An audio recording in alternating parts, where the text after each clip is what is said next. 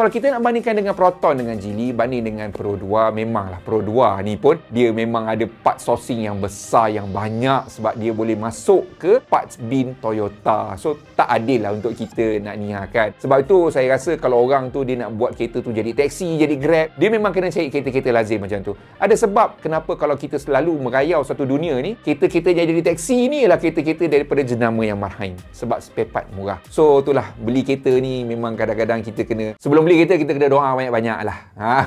Spare part kenderaan di dalam negara Malaysia ni sebenarnya kalau kita tengok jenama-jenama yang dah matang, yang dah lama, memang lebih mudah. Sebabnya dia ada sokongan daripada third party. Contohnya sekiranya saya pakai Toyota, saya memang restore Toyota, so saya boleh dapat barang daripada satu, Toyota sendiri, dua, UMW Toyota di sini, tiga, saya boleh pergi eBay, saya boleh pergi kedai potong, saya boleh pergi kedai spare part untuk cari third party. Maknanya bukan Toyota buat, Bosch ke, Continental ke,